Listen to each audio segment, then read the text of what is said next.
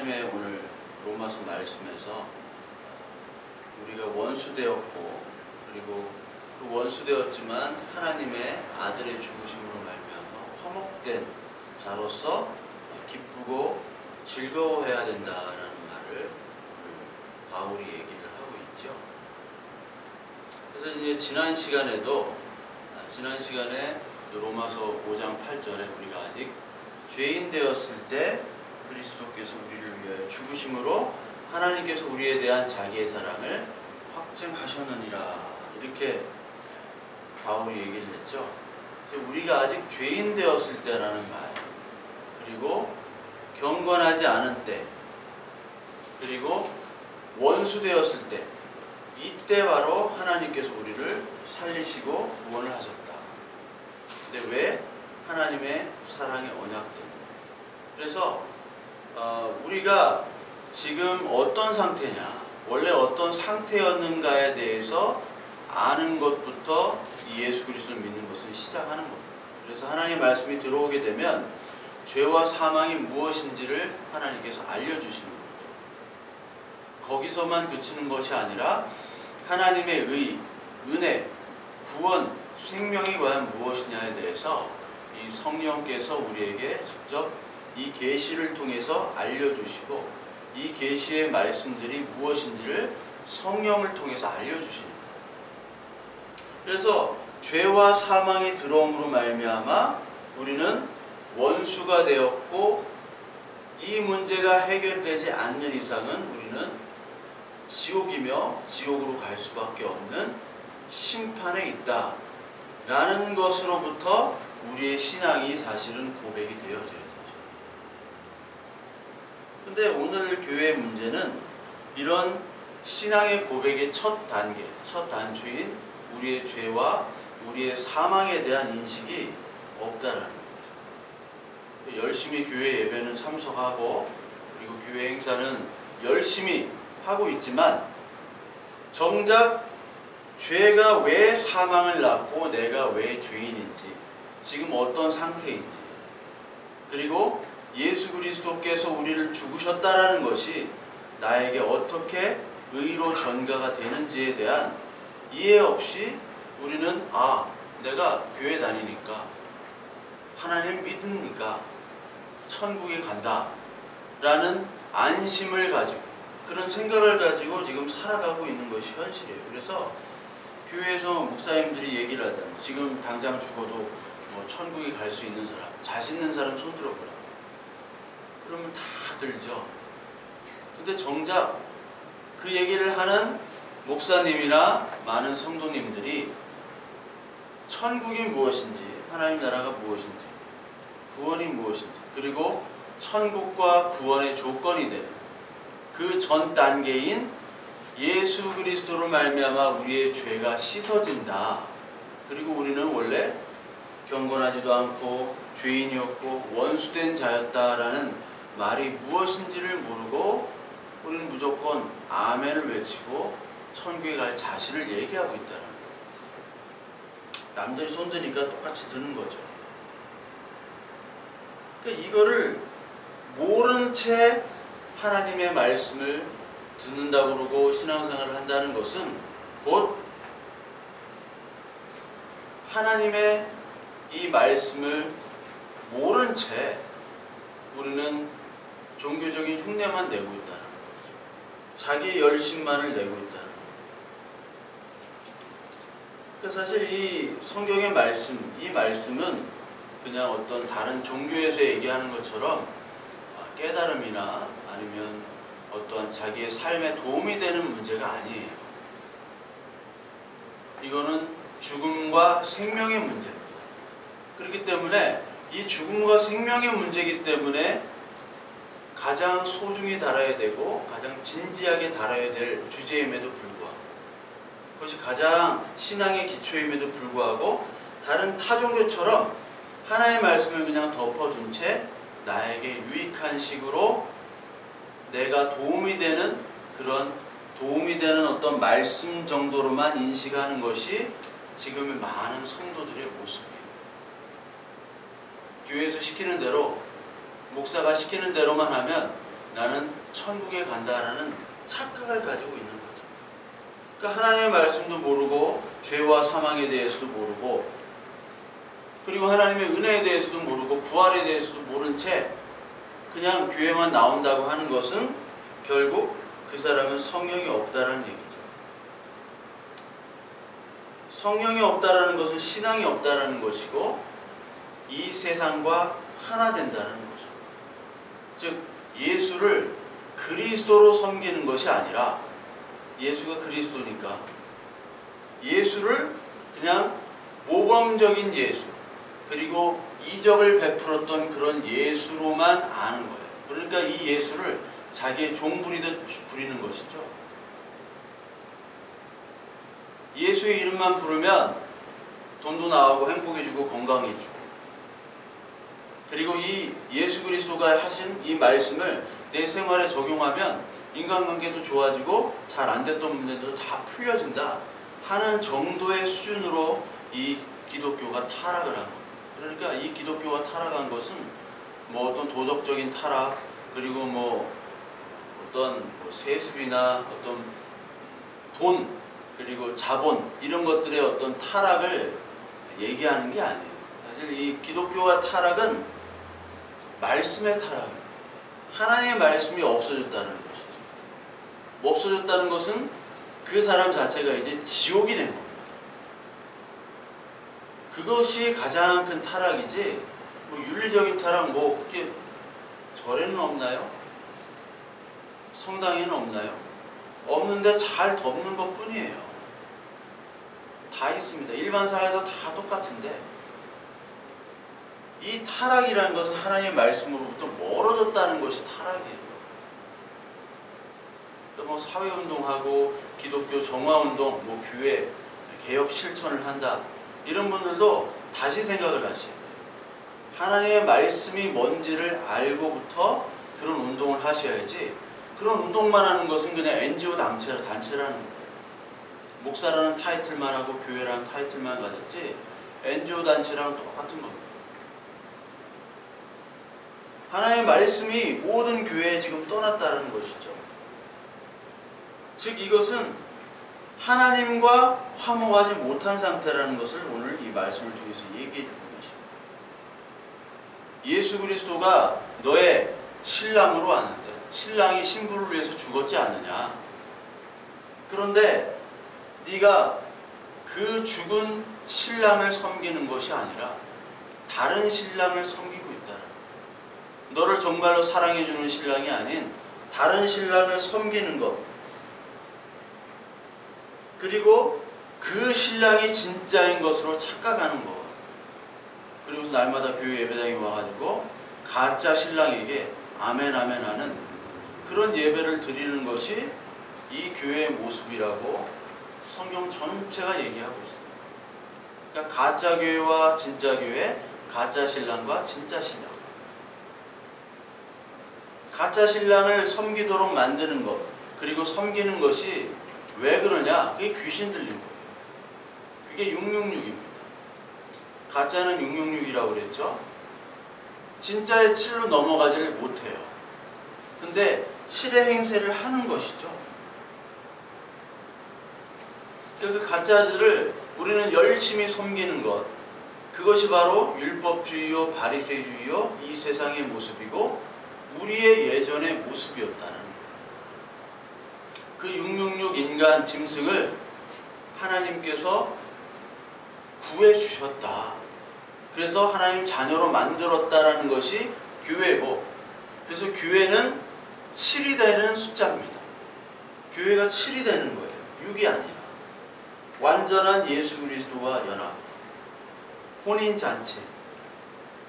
그래서 이 가짜들을 섬기는 것은 다 종교와 율법과 이 세상입니다. 그래서 가짜 남편이 아닌 진짜 남편을 섬기라 라고 예수님이 수가성 요한복음 4장에 그 여인에게 가셨죠. 너에게 5명의 남편이 있었고 지금 남편도 남편이 아니다. 진짜 남편 아니다. 이렇게 얘기하셨죠. 근데 그 전에 내가 너에게 생수를 주겠다. 마르지 않는 생수, 더 이상 목마르지 않는 생수를 주겠다고 약속하셨는데 그 생수가 뭐라고 하셨냐면 요한복음 7장 37절부터 9절에 보면 그 생수에 대한 표현이 나와요. 가짜 예배를 하는, 가짜를 섬기는 사람들, 그 사람들에게 내가 생수를 주겠는데 그 생수가 뭐냐? 바로 성령이라고 요한복음 7장에 얘기하고 계세요. 요한복음 7장 37절에 보면 명절 끝날 곧 큰 날에 예수께서 서서 외쳐 이르시되 누구든지 목마르거든 내게로 와서 마시라. 나를 믿는 자는 성경의 이름과 같이 그 배에서 생수의 강이 흘러나오리라 하시니 이는 그를 믿는 자들이 받을 성령을 가리켜 말씀하신 것이라. 성령에 대해서 얘기하셨다. 생수라는 것은 성령을 얘기하고 계세요. 즉 성령을 받아야지만이 네가 내가 하는 말이 무엇인지를 깨닫게 된다. 그리고 네가 내가 한 말과 이 선지자와 이 율법, 모든 구약부터 나와 있는 이 성경이 나를 가리킨 것임을 알게 된다. 그리고 신약의 우리 이 시대에는 이 하나님의 말씀, 구약으로 또 신약으로 완성된 이 모든 말씀이 성령을 통해서 알게 하시는 것이죠. 조명을 시켜주시는 거잖아요. 그러니까 성령을 받은 사람은 하나님의 말씀을 알게 되는 것이죠. 이게 바로 생수를 얻었다, 목마르지 않는다는 거예요. 이 생수를 얻고 성령을 받은 사람만이 진짜 남편을 섬기게 되는 진짜 예배를 드리는 거예요. 그래서 요한복음 4장은 생수로 시작해서 또 남편 얘기하다가 예배로 끝나게 돼요. 그게 같은 맥락입니다. 같은 맥락. 요한복음 2장에 율법의 물 동아리에서 그리고 포도주로 바뀌죠. 율법으로 머무르는 너희들을 이제 내가 예수 그리스도의 은혜로 다 덮겠다 라는 게 가나 혼인잔치의 얘기고, 그리고 그것들을 변화시켜가는 과정의 인물들을 니고데모가 밤에 찾아오고요. 3장에 4장에 바로 수가성 여인은 낮에 예수 그리스도께서 찾아가십니다. 니고데모는 가장 높은 사람이고 이 수가성 여인은 가장 천한 여인으로 나옵니다. 그러니까 고위간직 남녀노소에 상관없이 예수 그리스도께서 찾아가셔서 그에게 복음을 전하신다는 내용을 3장과 요한복음 4장에서 얘기를 하고 계신 거예요. 그러니까 진짜 남편을 얘기하고 있는 거죠. 진짜 남편. 진짜 남편에게 예배를 하라. 그래서 내가 찾아가는 거죠. 왜 진짜 남편을 찾느냐?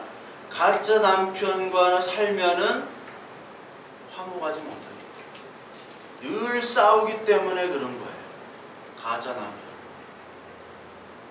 그러니까 모든 사람이 지금 다 가짜 남편과 싸우고 있는 겁니다. 자기도 가짜고 그 남편도 가짜예요. 그렇기 때문에 하나님이 그 남편과 가짜 남편과 이혼을 시키고 나랑 결혼을 하게 만드는 것이 성경의 내용이에요. 그러니까 남편 얘기 계속 나오고 신부 얘기 나오고 신랑과 신부의 혼인잔치 나오고, 신랑과 신부의 혼인잔치는 이게 이혼했다가 다시 재결합하는 거랑 똑같은 거예요. 예전에 그 남편과는 이제 관계를 다 끊고 가짜 남편과는 진짜 남편을 찾았을 때 너희가 진정한 예배를 드리는 것이다. 그래서 예루살렘에서 예배를 드리는 것도, 그리고 그리심산에서 예배를 드리는 것도 다 그 예배는 가짜고 다 너희들이 만든 예배, 우상 예배 아니다. 근데 이 세상 사람들, 이 바리새인들, 이런 사람들은 우리가 정통성을 가지고 있다. 우리가 예루살렘에 드리니까 이 예배가 정통성이 있다. 솔로몬으로부터 나오는 그 성전의 예배다. 아니다. 우리는 베델로부터 나오는, 그리고 세겜으로부터 나오는 아브라함 때부터 전통이 있는 곳에서 우리는 그 그리심산, 세겜에 있는 그리심산에서 예배를 드린다. 우리가 더 연대가 더 높다. 더 기원 오리지널이다. 둘이 서로 싸우는 거예요. 세상은 그렇습니다. 율법은 서로 싸우는 거예요. 화목이 없어요. 왜? 차이를 만들기 때문에, 등급을 만들기 때문에 그런 거죠. 그걸 지옥이라고 그랬잖아요. 이 땅의 율법은 다 지옥을 만드는 거예요. 지금도 뭐 CBS나 뭐 CTS나 이런 데 보면은 이단으로 판정된 사람들이 많이 설교를 해요. 돈만 주면 다 하니까. 내가 봐도 이건 성경이 뭐 개판 해석인데, 뭐 일반 교회도 마찬가지죠. 근데 CTS, CBS가 돈을 주니까 거기서 다 방송을 해줘요. 제가 뭐 어떤 제2 목사, 이단으로 판명난 사람입니다. 청주에서도 하고 서울에서도 하고 그런데, 이 사람은 이단의 특징은 뭐냐면 이 성경을 문자적으로 많이 해석해요. 문자적. 그래서 여기 오늘 나오는 원수, 또 화목 이런 말 완전히 그냥 문자적으로 해석을 하죠. 그 요한복음 4장에 보면 예전에는, 지금은 이제 성령과 진리로 예배한다고 얘기하는데 옛날에 신령과 진정으로 예배한다고 얘기했죠. 신령과 진정. 그래서 이 사람들이, 이 목회자들이 신령과 진정을, 진정성 있는 예배, 막 신령과 정성을 다해서 드리는 예배로 그렇게 해석을 했어요. 그래서 예배 올 때는 신령과 진정으로 예배하는 자를 하나님께 찾으시니까 옷도 깨끗한 거, 돈도 막 다리미로 다려가지고, 그리고 성가대 할 때도 미리 와가지고 다 하고, 물론 당연히 그래야죠. 당연히 그래야 되는데, 이 성령과 진리 대신 예수 그리스도를 예배하는 것이 아니라 인간의 열심으로 예배한다는 것을 얘기했어요. 그렇게. 그러니까 모든 해석이 다 그래. 근데 그 양반 설교를 뭐 잘 듣지도 않아요. 하도 많이 나와가지고. 근데 하도 듣기 싫으니까 한번 뭐라고 짓거리나 한번 들어봤는데, 한 10분 듣다가 그 사람 하는 말도 무슨 말인지 못 알아듣겠고, 근데 아멘은 어지간히 다 아멘이야 그냥. 그러니까 그 설교를 한 10분 듣는데 완전히 미쳤구나. 목사도 미치고 교인도 미치고. 가짜거든요. 가짜. 지가 무슨 얘기를 하는지 몰라. 막 경상도 사투리로 막 그렇게 하는데 다 아멘이야. 다 아멘. 저 사람 무슨 얘기를 할까? 저 그런 거 되게 많이 봤거든요. 현장도 보고 직감도 쪽으로 너무 많이 봤어요. 근데 우리나라 사람은 뭐 믿음이고 뭐 성경 말씀 해석이고 필요가 없어요. 세게 말하면 좋아요. 무조건 세게 말해야 돼요. 세게 말하면 그 사람이 진짜라고 생각하는 경향이 있어요. 세게. 고함을 지르거나 아니면 굉장히 세게 말하거나, 이게 뭐 이렇게 웃어도 안 돼. 무섭게 피도 눈물도 없이 그렇게 설교를 하면은 좋아해요. 아, 저 사람 진짜 하나님이 만든, 하나님이 말씀을 대변하는 사람이구나 라고 착각을 하는 경우가 있어요. 그렇게 하더라고요. 또 사람이 있어야 하는데 저는 사람이 교회에 사람이 없으니까 하고 싶어도 못해. 이 남편과 신랑과 신부 그리고 아내, 이 얘기를 계속해서 하는 이유가 뭐냐면, 너희들은 계속 가짜 남편, 첫째, 둘째, 셋째, 넷째, 다섯째까지 계속 남편 찾아 돌아다니는 거예요. 진짜 남편. 근데 이 인간의 눈과 귀는 다 귀신이 들렸기 때문에 말씀이 들리지도 않고 눈이 보이지도 않아요. 그렇기 때문에 가짜 남편만 찾아다녀요. 어떤 여자는 막 6번, 7번씩 결혼했는데 어떻게 결혼하는 놈마다 막 이상한 놈을 만났는데, 어떤 놈이 최고 나냐, 그래도 첫 번째 놈이 최고 낫다라고 얘기하는데, 계속 그냥 이 남자, 저 남자, 우리의 모습이라는 거예요, 그게.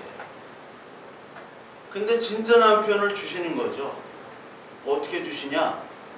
하나님이 먼저 다가가셔서 수가성 여인에게 다가가시는 것처럼 하나님께서 우리에게 다가오시는 겁니다. 우리가 찾을 수 없어요, 진짜 남편을. 그러니까 우리는 계속 찾으러 다니지만 찾을 수 없는 우리들에게 진짜 남편이 오는 거죠. 룻과 보아스도 마찬가지죠. 여기 있는 수가성 여인도 마찬가지죠. 그래서 요한일서 4장 7절에 보면 하나님께서 먼저 우리를 사랑하셨다고 얘기하죠. 내가 하나님을 사랑하는 것이 아니고 하나님이 먼저 사랑하신 것이다. 요한일서 4장 10절에 보면 사랑은 여기 있으니 우리가 하나님을 사랑하는 것이 아니요 하나님이 우리를 사랑하사 우리 죄를 속하기 위하여 화목제물로 그 아들을 보내셨습니다.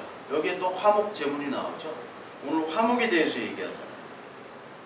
사랑은 우리가 사랑하는 것이 없죠. 즉 우리가 남편을 찾을 수 없다는 얘기예요. 하나님이 우리를 찾는 거예요. 그래서 어떻게 찾아서 하나님을 사랑하는 것을 보여주냐? 화목제물로 아들을 보낸다. 이것이 오늘 로마서 5장 8절에 나온 우리가 아직 죄인 되었을 때 그리스도께서 우리를 위해 죽으심으로 하나님께서 우리에 대한 자기의 사랑을 확증하셨느니라, 이 말씀이랑 똑같아요. 하나님께서는 무조건적으로 하나님 우리를 택하시고 사랑하셨다는 거죠. 조건이 있을 수 없어요. 조건이 있었다면 아주 화려한 최고의 사람을 찾으셨겠죠. 그런데 아가서에 나오는 술람미 여인도 마찬가지고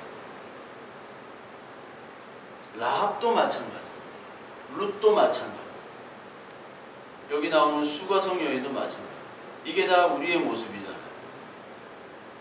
우리의 이 모습을 그대로 받으시고 아직 죄인 되었을 때 예수님 우리를 택했다는 겁니다.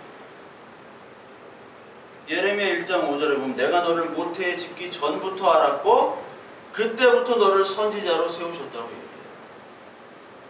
모태부터 하나님께서 우리를 작정하시고 택하셨다는 거죠. 이사야서 43장 7절부터 21절까지 보면 이 백성은 내가 나를 위해 지었나니 나를 찬송하게 하려 함이라. 원래 우리를 택하시고 우리를 지으시고 우리를 신부로 택한 이유는 하나님 자신을 찬송하기 위해서예요. 뭐를 찬송하느냐? 내가 너를 위해 죽은 사람이다. 그 찬송을 받길 원하시는 거예요. 근데 인간은 다 자기를 찬양하죠. 자기를 찬송합니다. 자기가 내가 이만큼 했다. 내가 이렇게 자수성가를 했다. 무에서 유를 창조했다. 이거를 강조합니다.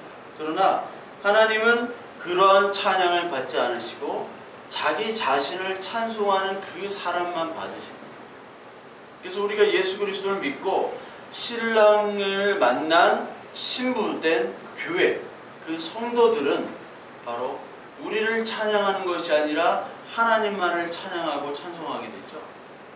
그게 계시록의 4장에 나오고 계시록에 나오는 하늘나라 예배가 그것을 보여주잖아요.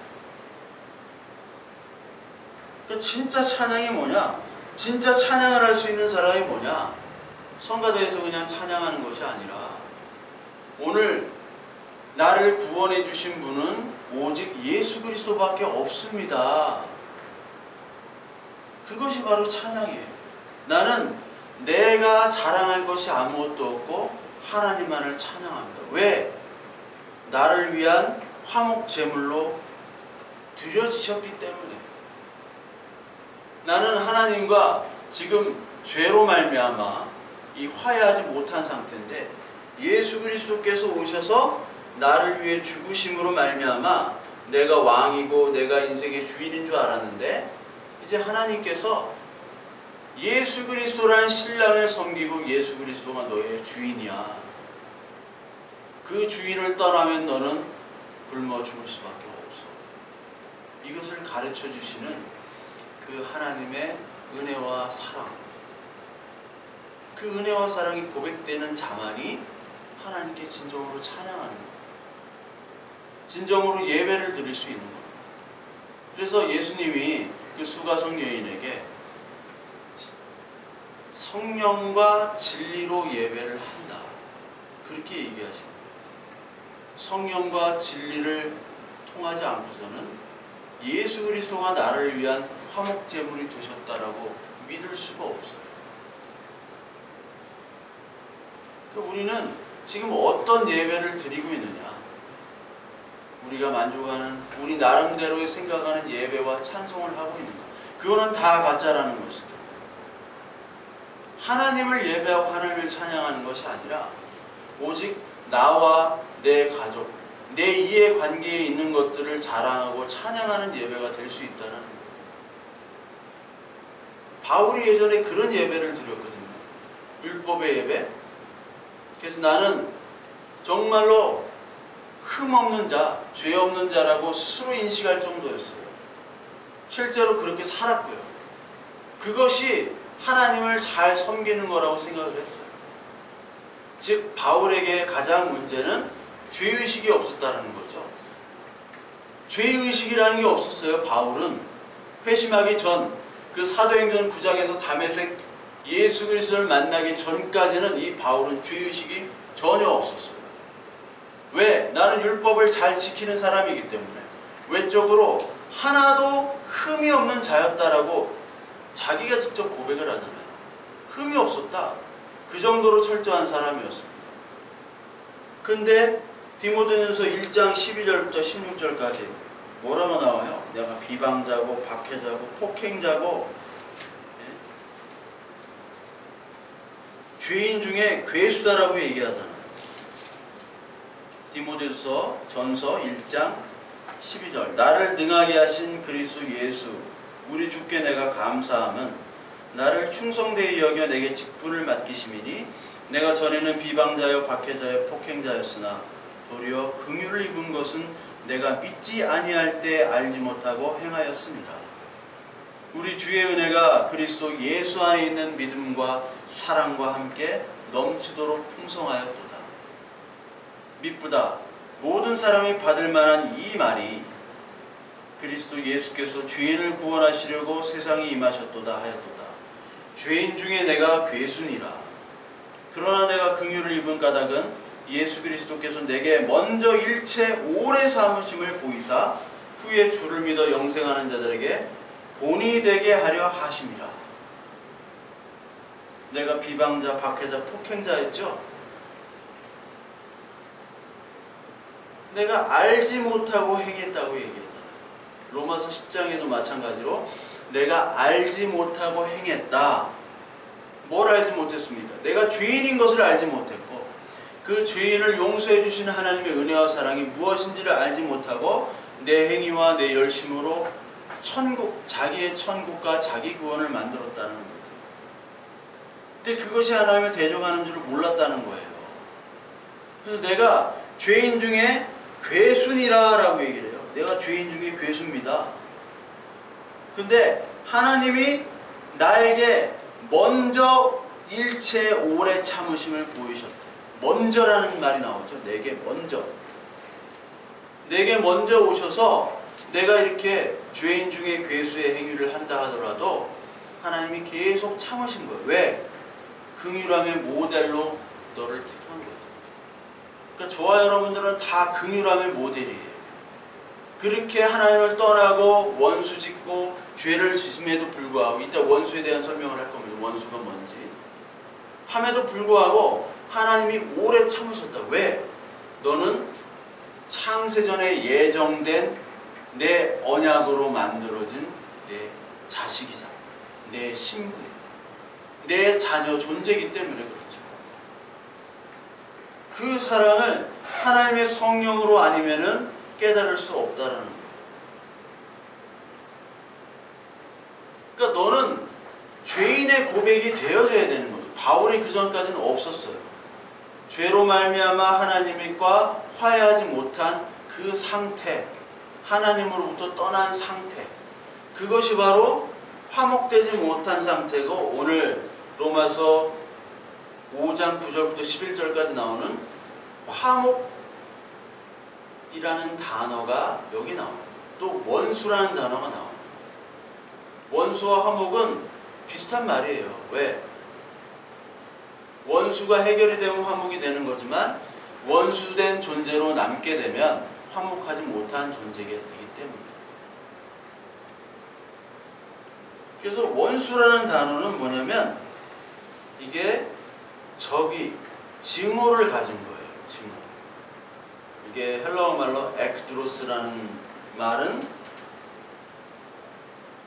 적의를 품고 증오를 품고 그리고 상대방을 굉장히 미워하는 그리고 상대방의 행위와 그런 일들을 거부하는 뜻을 담은 단어가 바로 여기 나오는 원수라는 단어 엑드로스입니다. 그래서 이 엑드로스 원수라는 말을 예수님께서도 많이 쓰셨죠? 원수라는 말을 엄청 많이 쓰신 것이 바로 예수님인데 특히 예수님이 사마리아인 이런 사람들에게 마귀로 쓴 단어도 이 원수라는 단어. 마귀. 그리고 바울이 사도행전 13장 10절에 그 마술사 엘루마에게 책망을 하죠. 너는 마귀의 자식이다라고 얘기해요. 그리고 옳은 길을 그르게 만드는 그런 행태를 엘루마에게 얘기하면서 그것이 바로 또 원수다는 얘기를 또 하고 있어요. 그 원수라는 단어는 옳은 길로 가는 것을 틀어서 나쁜 길로 가게 하는 것, 그것이 바로 원수의 길이에요. 그것이 원수의 모습이고 하나님 나라를 대적하는 것, 그 말씀과 하나님의 그 일들을 거부하는 자, 그것이 바리새인들이었죠. 그것이 바로 원수의 모습이에요. 그래서 하나님이 우리를 인도하실 때는 하나님의 자녀로 인도하기 때문에 우리는 하나님의 자녀의 길을 늘 거부하는 그런 원수의 길을 살았던 사람입니다. 하나님의 자녀로가 되려면 하나님이 이끄시는 대로 가야 되면 거기에 복음과 함께 고난이 따르고 어려움이 따르기 마련인데 우리는 그 길로 가려 하지 않잖아요. 그렇기 때문에 그 길로 가려 하지 않는 그 모습이 바로 원수된 존재예요. 원수된 모습. 그러니까 우리는 본질 자체가 원수예요. 죄를 지은 후에는. 그 뜻이 바로 원수입니다. 그 원수를 어떻게 해결하시냐? 원수였던 너희를 거룩하고 흠없고 책망할 자 없는 자로 화목한 자로 그 앞에 서게 하시는 존재가 바로 예수 그리스도예요. 골로새서 1장 20절을 골로새서 1장 20절 그의 십자가의 피로 화평을 이루사 만물 곧 땅에 있는 것들이나 하늘에 있는 것들이 그로 말미암아 자기와 화목하게 되기를 기뻐하심이라. 전에 악한 행실로 멀리 떠나 마음으로 원수가 되었던 너희를 이제는 그의 육체의 죽음으로 말미암아 화목하게 하사 너희를 거룩하고 흠없고 책망할 것이 없는 자로 그 앞에 세우고자 하셨으니. 이 말씀이 나오죠. 십자가의 피로 화목과 화평을 이루셨대요. 전에 악한 행실로 멀리 떠나 마음으로 원수가 되었던, 여기 원수가 설명이 되죠. 악한 행실과 멀리 떠나, 하나님을 떠나 있는 마음이 다 원수의 마음이에요. 그러니까 모든 인간들은 다 하나님을 떠난 원수입니다. 그 원수를, 하나님과 원수된 자를 하나님과 화목하게 만들기 위해서 대신 죽으셨다라는 거예요. 대신. 그것이 바로 화목제물이죠. 화목제물. 에베소 2장 12절에도 동일한 말씀이 나옵니다. 에베소 2장 12절 그때의 너희는 그리스도 밖에 있었고 이스라엘 나라 밖의 사람이라. 약속의 언약에 대해서는 외인이요 세상에서 소망도 없고 하나님도 없는 자이더니. 이게 바로 이 원수죠. 이제는 전에 멀리 있던 너희가 그리스도 예수 안에서 그리스도의 피로 가까워졌느니라. 이게 화목이에요. 화평. 14절 그는 우리의 화평이신 자라.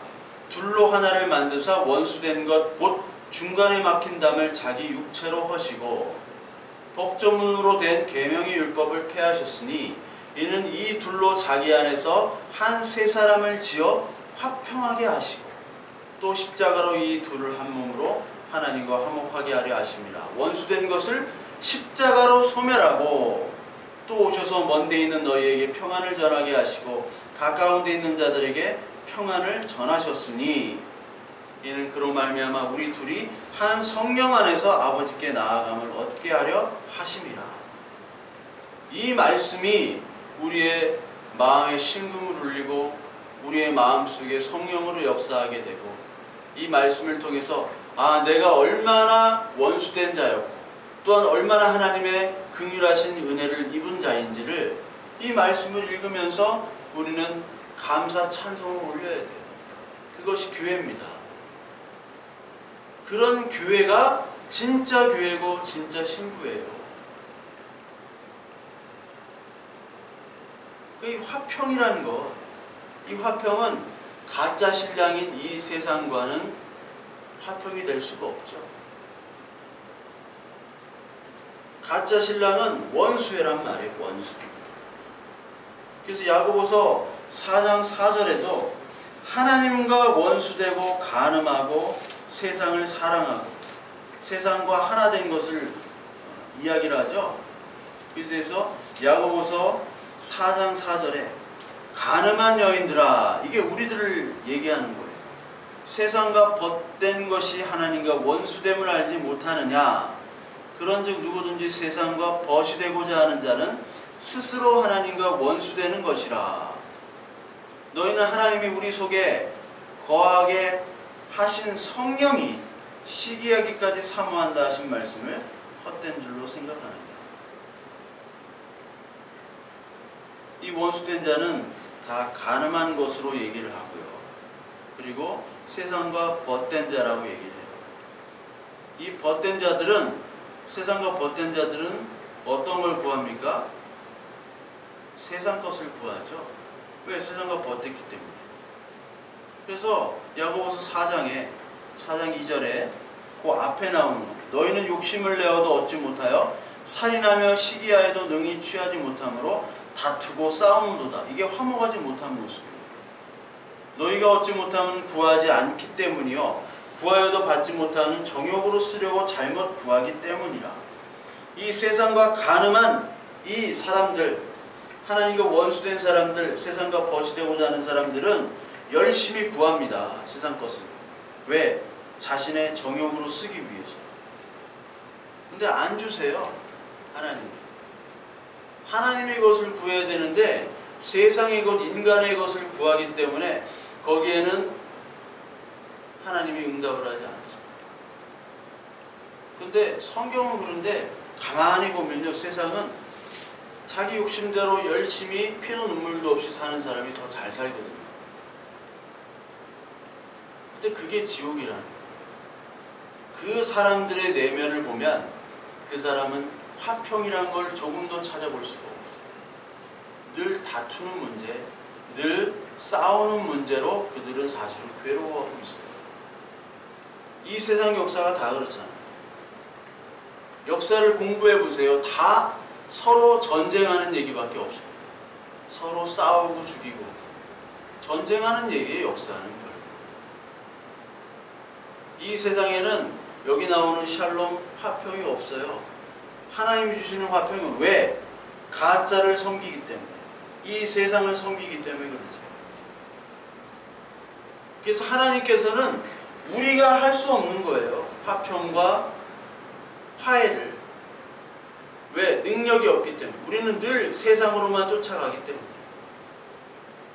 그래서 예수 그리스도라는 화해자를 하나님께서 주신 것이죠. 요한일서 2장 1절부터 2절에 보면 죄를 위한 화목제물, 온 세상의 죄를 위해서 화목제물로 예수 그리스도를 드렸다고 얘기를 해요. 그리고 요한일서 4장 9절에는 하나님의 사랑이 우리에게 이렇게 나타난 바 되었으니 하나님의 자기의 독생자를 세상에 보내심은 그로 말미암아 우리를 살리려 하심이라. 사랑은 여기 있으니 우리가 하나님을 사랑한 것이 아니요 하나님은 우리를 사랑하사 우리를 속하기 위하여 화목제물로 그 아들을 보내셨습니다. 화목제물로만이 화해가 되는 거죠. 왜? 우리는 그 화해를 할 수 없는 존재이기 때문에. 하나님께 갈 수 없는 존재이기 때문에. 그래서 하나님께서는 이 세상 사람들을 하나님의 화목된 존재로 만들기 위해서 하나님은 오늘도 일을 하고 계십니다. 하나님 오늘도. 화목된 존재가 되려면 화목된 존재인 예수 그리스도를 필요로 하는 존재가 되어야겠죠. 그러려면 바울이 나는 죄인 중에 괴수유다라고 고백한 것처럼 자신의 죄와 이 세상의 죄에 대한 하나님이 주시는 인식이 있어야 돼요. 그래서 하나님께서 오늘 율법 아래 로마서를 통해서 율법 세상 아래 율법 아래 저주에게 우리에게 두셨다고 그랬죠. 우리를 율법의 저주 아래 가뒀다라고 얘기해요. 로마서에서 가뒀다. 이 가둔 이유는 뭐냐? 이 세상을 살아가면서 이 세상의 죄와 나의 죄에 대한 인식을 통해서 나는 화목할 수 없고 오직 예수 그리스도라는 분을 통해서만이 화목할 수밖에 없는 존재임을 깨닫는 그런 도구예요. 사실 이 세상의 모든 삶이 다 그런 겁니다. 이 세상이 자기 원하는 것대로만 살 수 없잖아요.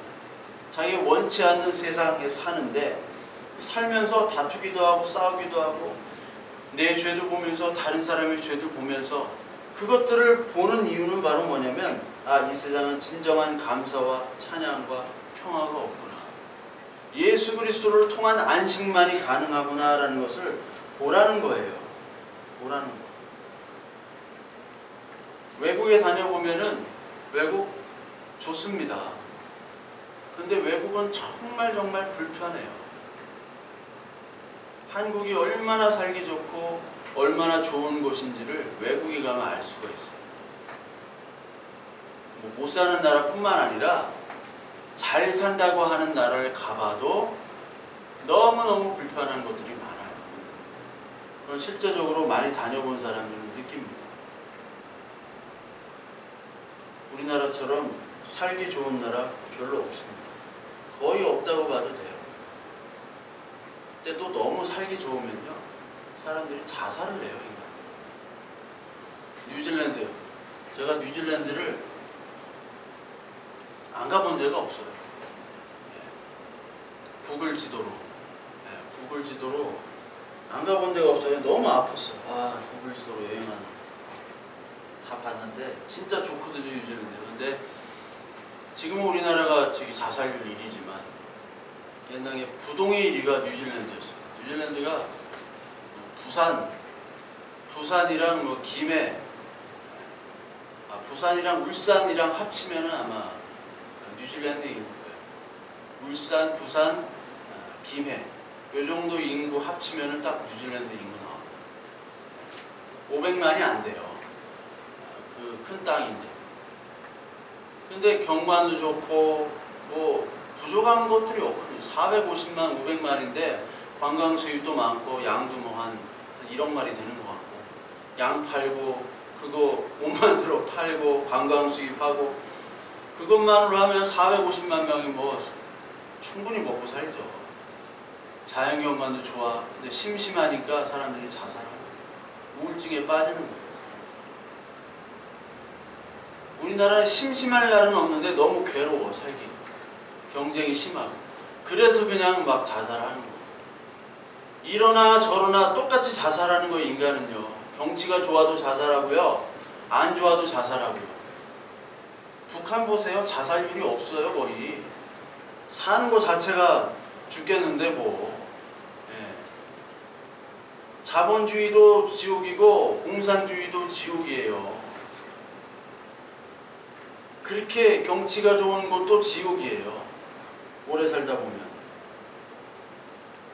우리 인간은 늘 지옥 속에 사는 거예요. 근데 그 지옥 속에서 하나님이 감사를 주시죠. 그 죄를 통해서 은혜를 주시는 거예요. 그 로마서 6장에 5장 마지막에 죄가 더한 것이 은혜가 더한다. 더욱 넘쳤다. 이 말이 있죠. 죄와 은혜는 상반되는 것이고 죄와 의는 상반되는 것인데 그 상반되는 것들을 통해서 하나님의 것들을 더 강하게 보여주시려고 우리에게 안 좋은 것도 주시는 거예요. 근데 화생방 훈련 이런 데 한번 가보세요. 데모 많이 하셨으니까 이제 최루탄 가스 알잖아요. 저도 집이 요 앞이었었는데 하여튼 중학교 때 최루탄 엄청 먹었어요. 데모하고 막 요 앞에서 경찰차 뒤집어지고 막 최루탄 쏘는 차가 있는데 학교 갔다 오니까 뒤집어져 있다. 차가 전경들은 없어. 어디 가서 대학생들한테 맞고 있는지 막 보도블록은 다 깨져 있고 그런 데 앞에 살았어요. 바로 앞에. 그러니까 최루탄 냄새가 아직도 기억이 나. 화생방 같은 거 하면 그 CS 탄 그 독한 걸 터뜨리거든요. 참고 있어야 돼요, 거기에. 근데 밖에 나오면 이게 천국이거든요. 밖에 있을 때는 그 공기와 그 물, 이게 감사한 줄 몰랐어요. 근데 화생방 훈련하면은 이제 손을 만지면 안 되잖아요. 만지면 안 되고, 물로 이렇게 그냥 씻어내야 돼요. 손 안 대고. 물도 고맙고, 공기도 고맙고, 그걸 모르거든요. 마찬가지로 오늘 이 세상에 우리가 경험하게 되는 우리가 생각하기에 안 좋은 것들, 이 모든 안 좋은 것들을 하나님께서 경험케 하시고 거기에 우리를 던진단 말이에요. 우리를 내버려 두게 하시는 거예요. 그것을 통해서 하나님의 자녀들은 하나님의 긍휼하심과 의로우심과 하나님의 그 사랑을 더욱더 깊게 체험하기 마련입니다. 하나님의 자녀만 체험을 하는 거예요. 하나님의 자녀가 아닌 사람들은 체험하지 못해요. 아무리 고난을 주고 아무리 하나님께 사인을 줘도 그것을 알아먹지 못해요. 왜? 눈과 귀가 멀었기 때문에. 예수님이 소경 얘기하고요, 귀머거리 얘기하는 이유가 바로 그거예요. 다 귀머거리고 다 소경이기 때문에 하나님이 오셔도 모르고 예수 그리스도께서 말씀을 전해주셔도 그 말을 들리지가 않는 거예요. 그거를 열리게 하는 게 바로 하나님의 은혜고 그 열리게 된 사람들이 바로 교회고 저와 여러분들입니다. 그래서 이걸 경험하게 되면 이 땅에서도 하나님의 말씀에 의해서 화해가 된 천국이 되는 거고요. 완성된 천국도 천국이 되는 거고 그 완성될 천국을 소망하는 자가 되는 거죠. 그래서 계시록 21장에 장례식장 많이 하는 본문이죠. 계시록 21장에 내가 들으니 21장 3절 보좌에서 큰 음성이 나서 이르되 보라 하나님의 장막이 사람들과 함께 있음에 하나님이 그들과 함께 계시리니 그들은 하나님의 백성이 되고 하나님은 친히 그들과 함께 계셔서 모든 눈물을 그 눈에서 닦아주시니 다시는 사망이 없고 애통하는 것이나 곡하는 것이나 아픈 것이 다시 있지 아니하리니 처음 것들은 다 지나갔음이로라. 다 지나갔대요. 하나님께서 눈물을 닦아주신대요. 저도 이게 장례식장에서 엄청 설교했거든요. 이 부분만.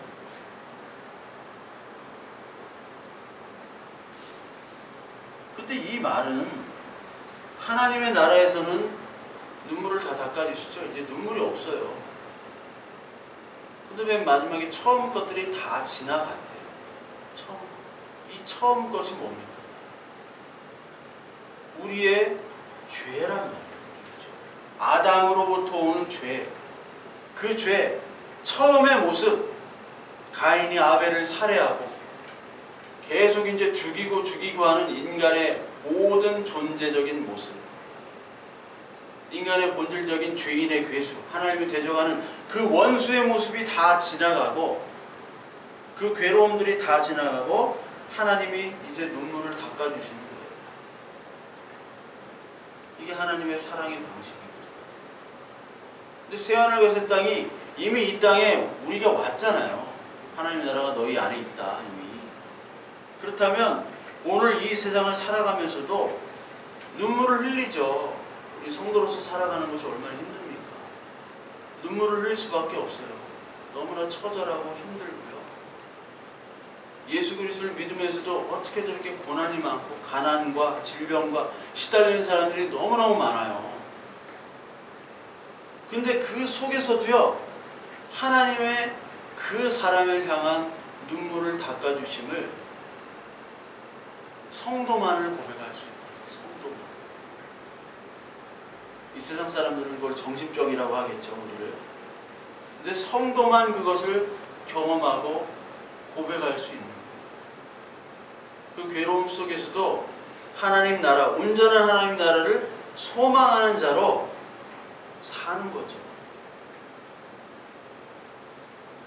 그 고난 속에서, 그 고난 반드시 있는데, 고난 속에서 하나님의 말씀을 통한 그 위로함을 우리가 이 땅을 경험하는 겁니다. 그것이 성도의 모습이에요. 성도가 그런 삶을 사는 겁니다.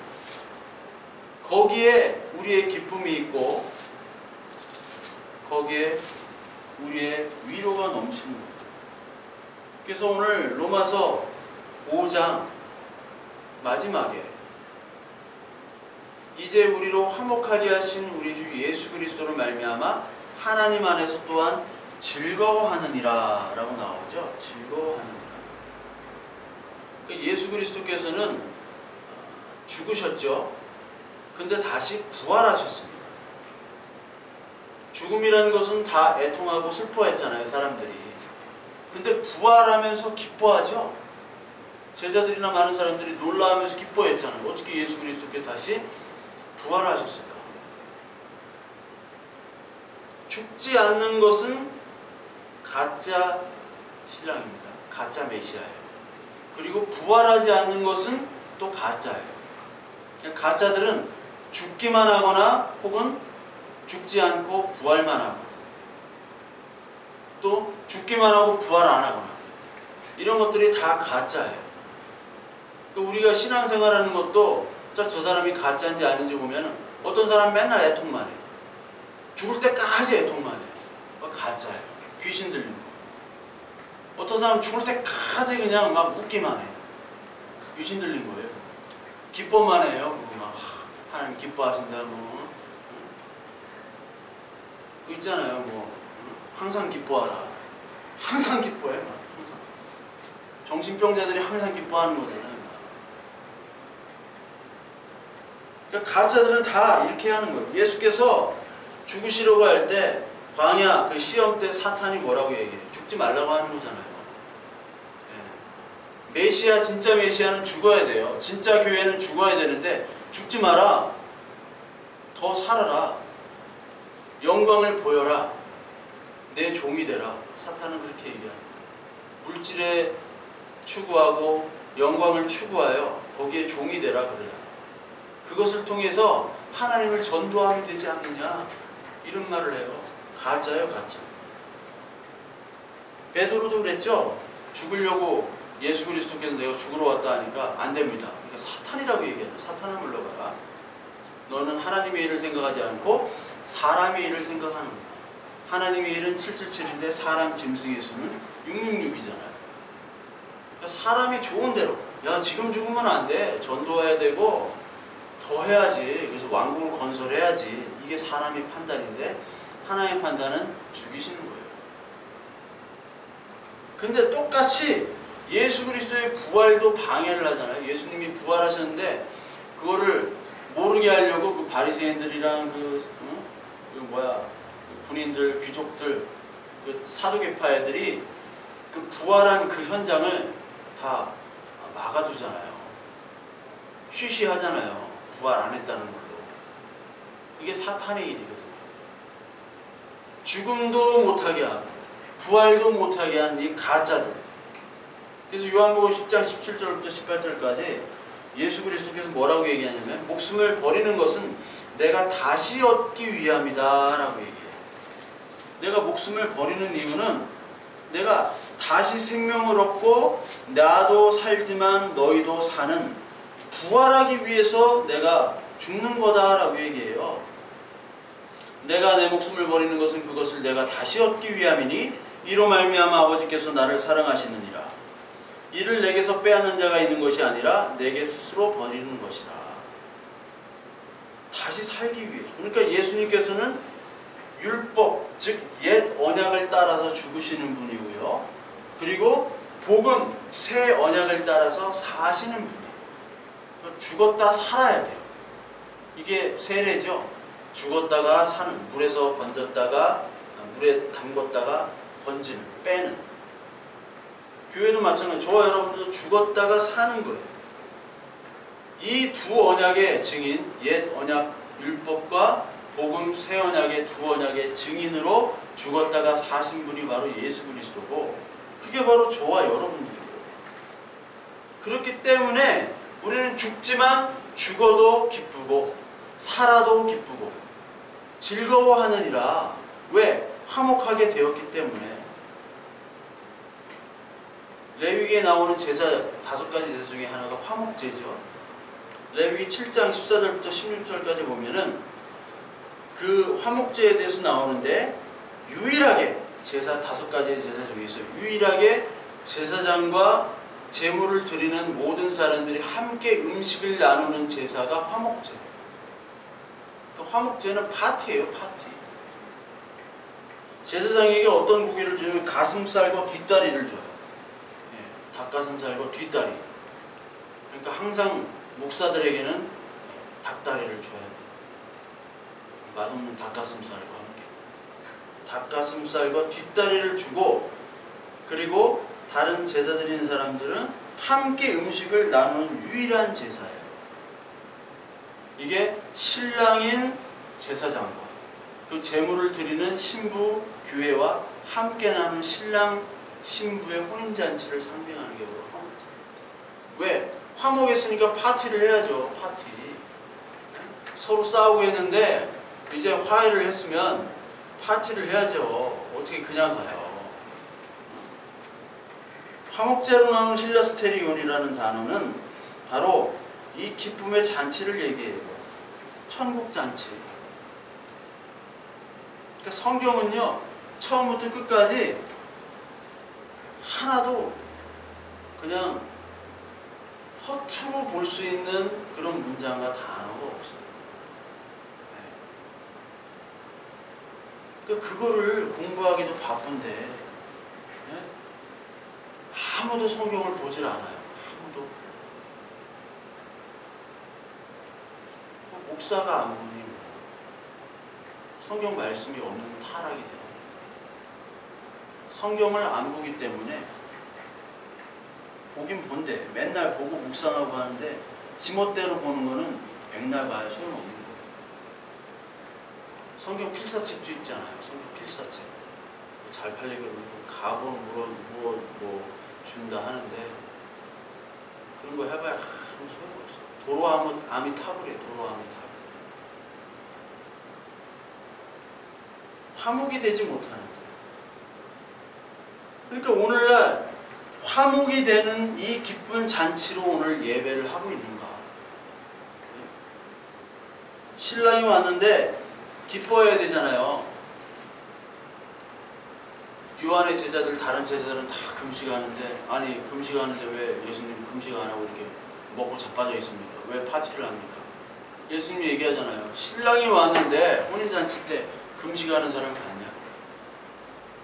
혼인잔치 때 축의금만 내고 저기 밥 안 먹고 가는 사람 많죠. 바쁜 사람들. 돈이 많은 사람들은 그래. 자기 율법주의자들은 그래요. 돈만 내고 밥 안 먹고 다이어트하고 경건한 척해요. 근데 저와 여러분들 같은 이제 아무것도 없는 이제 거렁뱅이들, 하나님의 은혜 없이는 먹고 살 수 없는 그런 사람들은 결혼식장 와가지고 막 한 10번 퍼먹죠. 배 터지도록 먹지. 먹고 화장실 가서 토하고 또 먹고. 네. 그런 인간들, 신랑과 함께 있을 때는 금식할 필요가 없네요. 금식. 고난주간 때 왜 그렇게 금식을 하는지 모르겠어요. 이게 무슨 의미인지는 알고서 금식하는 건지 모르겠고, 뭐 또 미디어 금식이라는 걸 만들어가지고 말도 안 되는 걸 이렇게 만들어가지고요, 아주 별쇼를 다 해요. 뭐 그렇게 하는 거는 좋은데, 왜 부활과 왜 고난으로 우리가 죽고 부활로 사는 그 신앙의 고백이 안 된 채 그것만 하면 뭐 밥도 그때는 뭐 김치만두, 고난주간 때 김치만, 이게 뭐 하는 짓인지 모르겠어요. 저는 그때도 밖에 나가 사 먹었어요. 그래가지고 막 2단으로 시켜가지고 막 고난주간 때 막 맛있는 거 사 먹으러 돌아다니고, 신학교 다닐 때 뭐 2단 뭐 있어요. 2단 뭐 평강제일교회라고, 그걸 위해서 뭐 금식 기도를 하자고 점심 때 금식 기도 이렇게 다 해. 금식 기도를 점심을 금식하죠. 근데 점심을 금식하면 그 식당 대시간을 보고 힘들잖아요. 그래서 왜 금식을 하냐, 내가 먹어야 되지 않냐. 근데 그 교수님 중에 되게 또 탑 중에 탑인 교수님이 왜 금식을 하냐고 그래가지고 자기는 밥을 먹겠다. 교수 한 명, 나 한 명밖에 밥을 먹겠다고 하는 사람이 없어요. 근데 밥을 먹고 싶어도 식당이 닫아가지고 밖에 가서 사 먹었어요. 친구 꼬셔가지고. 그 친구가 차가 있어가지고, 신학교가 시골에 있어서 읍내까지 나가야 돼. 읍내도 아니야, 마을까지 걸어가려면 50분 걸어가야 돼. 산골에서 항상 차를 가지고 가야 되기 때문에 꼬셔서 밥 먹으러 갔어요. 왜 그 짓을 하는 거예요? 왜 그랬어요? 그냥 기도하면 되지. 밥 먹고 열심히 기도하면 되지. 왜 배고프게 불평하면서 기도하냐고요. 신랑이 왔는데. 예? 이게 다 귀신 들린 거라고. 귀신 들린 거. 그걸 하면 하나님이 기뻐하시는 줄 알고, 하나님이 하나도 기뻐하지 않는다니까요. 예? 하나님 기뻐 안 해요. 자식이 이거 사줘, 안 할 때까지, 이거 안 사줄 때까지 내가 금식할 거야. 금식이 아니라 단식할 거야. 부모가 기뻐합니까? 서로 싸우지? 네가 이기나 내가 이기나. 이번에 너희 버르장머리를 고쳐주겠다. 자식도 안 이기려고, 안 지려고. 이번에 치면은 이제 내가 원하는 거를 부모님이 안 들어주니까 이번에 기어코 이기겠다. 그거랑 똑같은 거예요. 이 금식하면서 기도한다는 것이. 기쁨으로 화목된 것은, 화목된 이 기쁨으로 말미암아, 내가 정말 이 죄인 중에 괴수임에도 불구하고 예수 그리스도의 죽으심으로 말미암아 내가 회복된 존재구나. 이 기뻐함으로 말미암아 오늘 예배를 드리는가. 저와 여러분들이 이거 심각하게 생각이 돼요. 이 기쁨으로 예배를 드리는 자만이 천국이 있는 것이고 하나님의 자녀예요. 아니면 다 지옥이라는 거예요. 사망이 달려있고 생명이 달려있는 거예요. 목숨이 달린 문제예요. 이 목숨이 달린 문제에 우리는 정말로 예배를 예수 그리스도의 화목된 말씀으로 잔치처럼 여기며 예배하고 있는가. 그것이 아니라면 오늘 기도해야 됩니다. 하나님, 나에게 성령을 주세요. 화목제물로 예수 그리스도께서 나를 위해 죽으심으로 내 죄가 사해졌음을 내가 믿고 그것에 기뻐할 수 있는, 그리고 내가 죽었다가 살아난 그 존재임을 내가 감사하면서 예배하는 그 기쁨의 찬양의 예배될 수 있도록 오늘 인도해 주세요. 하나님 분명히 답하실 겁니다. 그렇다면요, 우리의 이 예배 날마다 기쁠 수밖에 없어요. 저와 여러분들이 진정으로 기뻐하는 예배, 그 기뻐하는 예배를 드리기를 원합니다. 그러기 위해서는 가짜 남편들을 다 버리도록 하나님의 인도하심에 아멘으로 순종해야 되고, 그 가짜 남편이 아닌 진짜 예수 그리스도의 진리와 진짜 남편 되신 예수 그리스도의 은혜로 말미암아 내가 죄인의 괴수에서 하나님과 화목된 존재가 됨을 감사하며 기뻐하는 그런 저와 여러분들